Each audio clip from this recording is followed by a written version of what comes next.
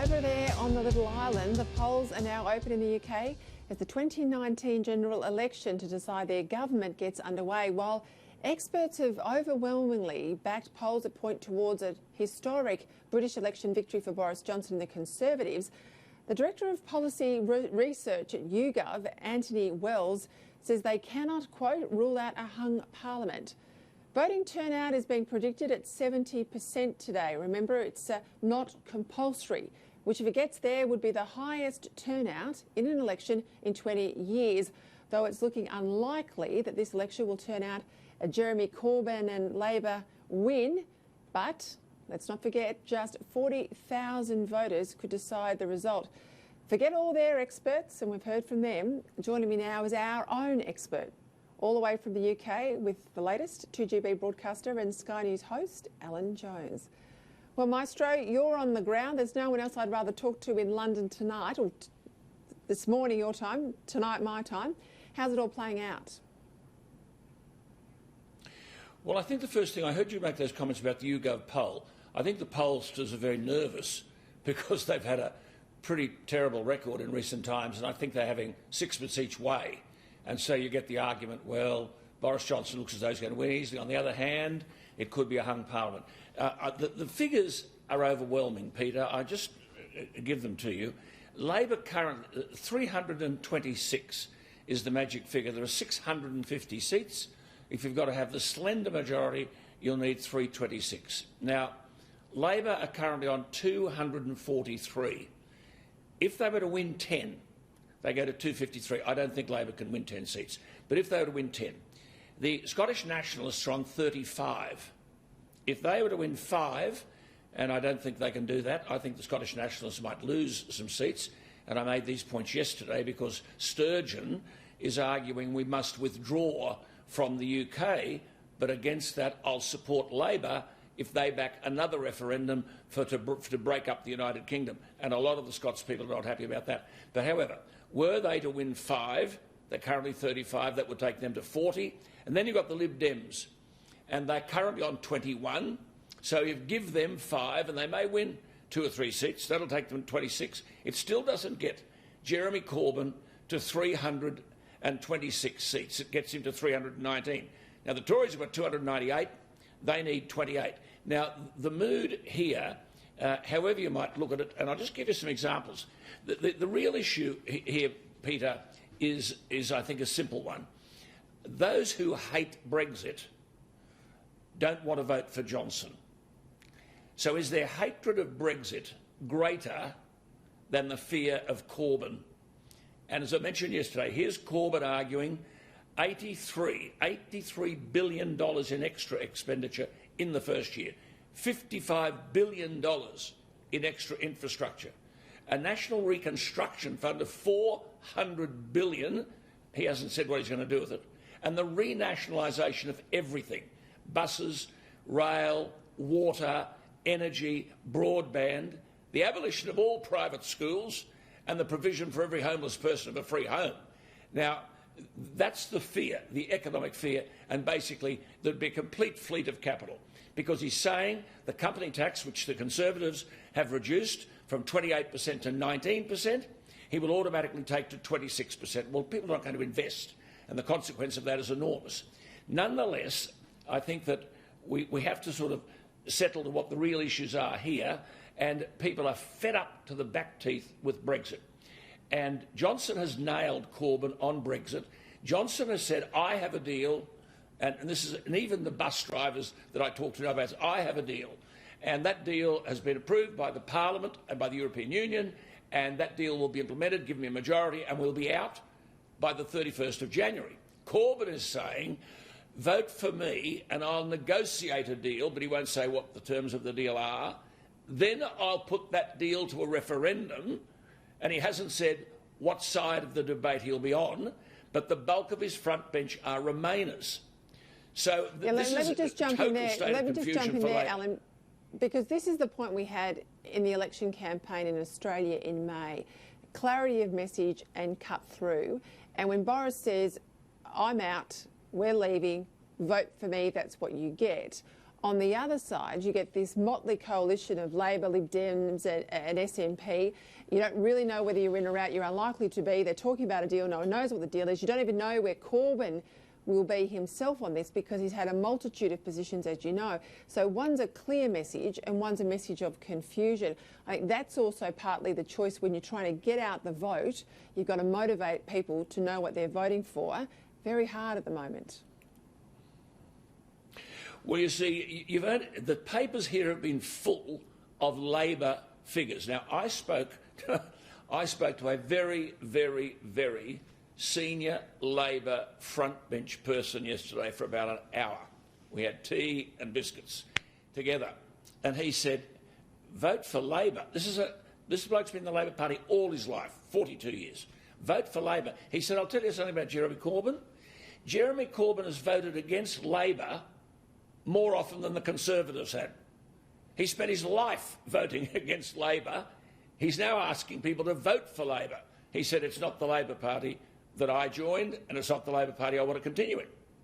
Then you've got these sorts of comments. A former Labor MP, and well, 15 of them actually, were all over the papers, and they said, "Labor is no longer the party we've supported all our lives." And the union boss, Unite, is the second biggest union in Britain. They put £3 million into the Corbyn campaign, Labor campaign. They've polled, and a third of their members will not vote Labor. And the union leader said yesterday, "Our Achilles heel is our communities in what is known as our heartland that voted Leave, and they weren't quite sure that they will give their vote to Labor."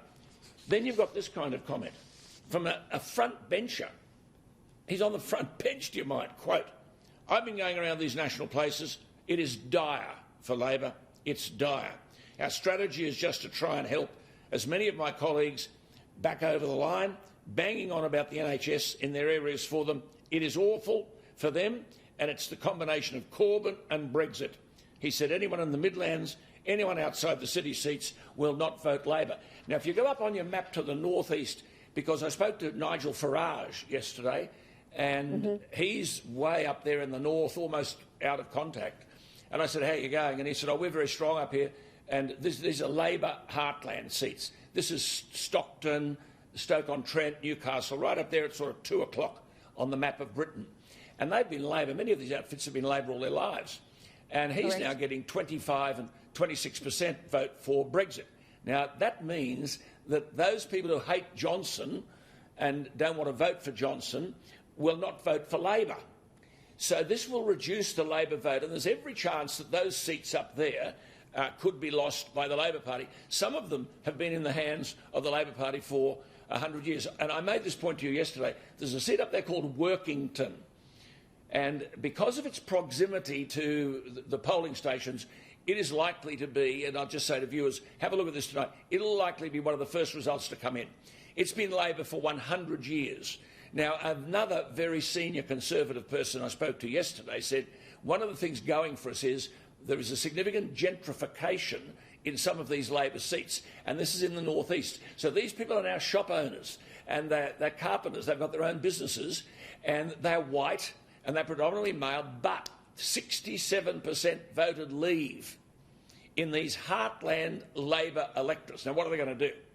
What are they going to do? Are they going to vote for Jeremy Corbyn, who is going to run the next 18 months determining what we're going to do about Brexit and the European Union? Or do we close our eyes and vote for Boris, knowing that this mess will end? Or don't we turn up, don't we vote at all? The other seat that's interesting is a seat called Hartlepool, which you'll find on your map.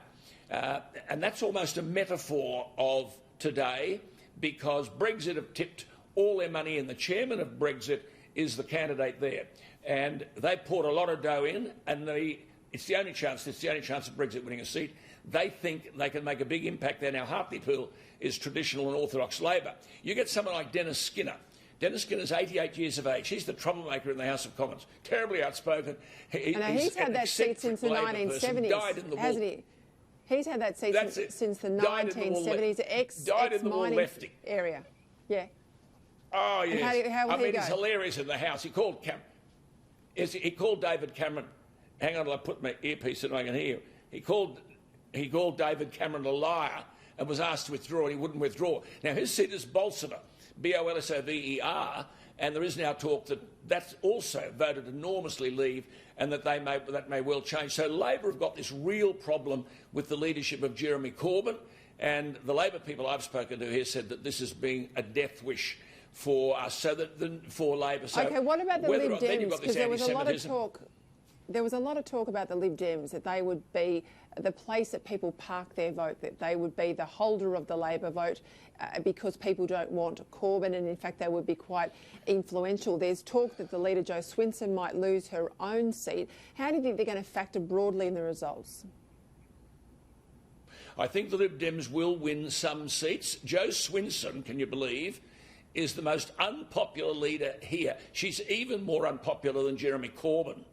So her rating, approval rating, is -31, Corbyn's is -30, and Boris is -12. So they're all in the negatives, but Swinson is the most unpopular leader. On the other hand, the Lib Dems, given first past the post, are going to attract supporters who don't want to vote Labor, who are Remainers, and will go into Lib Dems rather than vote for the Labor Party and Jeremy Corbyn. And I think there's a possibility of them winning 2 or 3 seats. But, I mean, it's not going to be significant. You can't rely on them to get Jeremy Corbyn over the line. I mean, in the last 24 hours, a couple of other issues have come up, Peter. This anti-Semitism stuff is massive.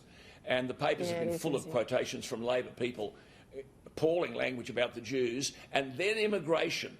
Now, one of the Labor people has said, a senior Labor figure yesterday, that this free movement that Corbyn is talking about is killing us. That is, people can come from anywhere in Europe into Britain, and they're saying we can't combat terrorism and we can't combat criminals while we have a leader promoting the free movement of people between our country and the whole of Europe. Boris Johnson says it won't happen. We'll have an Australian-style immigration policy. The electorate actually understand this and are very encouraged by it. They feel many of these people are taking British jobs. Boris Johnson says you're welcome to come, but you better work where there are no jobs. We're happy to have you, but you can't come just to settle and live off welfare.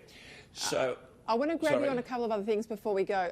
Just quickly, we know it's 6 o'clock. The polls are open over there now.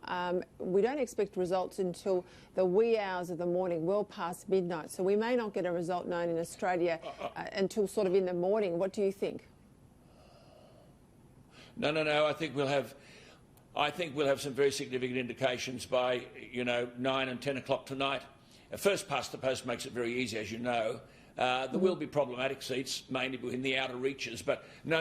I think there'll be figures tonight if you can hang around to 10 o'clock British time. I think we'll get some indication there. But I don't think. I mean, well, 10 o'clock British time. That will be in the middle of the night for us here. That'll be in the middle of the night. Hey.